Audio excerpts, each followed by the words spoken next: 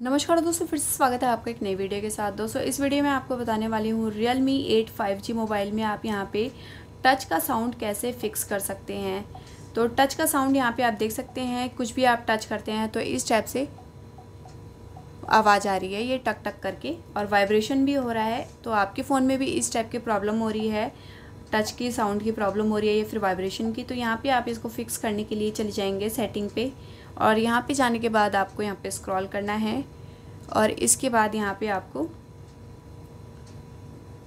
चले जाना है साउंड एंड वाइब्रेशन पे, और इसके बाद यहाँ पे आप स्क्रॉल करेंगे और यहाँ पे आपको चले जाना है ऐसे क्लिक करके मोर साउंड एंड हैप्टिक्स पे, और यहाँ पे इस पे जाने के बाद आपको यहाँ पे जो टच का साउंड है यहाँ से आप बंद कर देंगे। तो यहाँ पे जब भी आप टच करेंगे तो उसका कोई भी साउंड नहीं आएगा, और यहाँ पे टच के साउंड के साथ वाइब्रेशन भी आपको आती है, तो यहाँ पे आप इसको बंद कर सकते हैं। तो आप यहाँ से इन दोनों को बंद कर देंगे, और यहाँ पे आपको और भी ऑप्शन देखने को मिल जाते हैं, जैसे dial pad tone, lock screen sound, screenshot का साउंड और डिलीट वाला साउंड।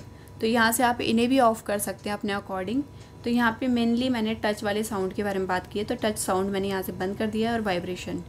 तो यहाँ पे आप साइलेंटली आप अपना फ़ोन चला सकते हैं, कोई भी आवाज़ नहीं आएगी। तो इस टाइप से आप यहाँ पे टच साउंड की प्रॉब्लम को फिक्स कर सकते हैं। तो आई होप गाइस ये वीडियो आपको ज़रूर पसंद आया होगा।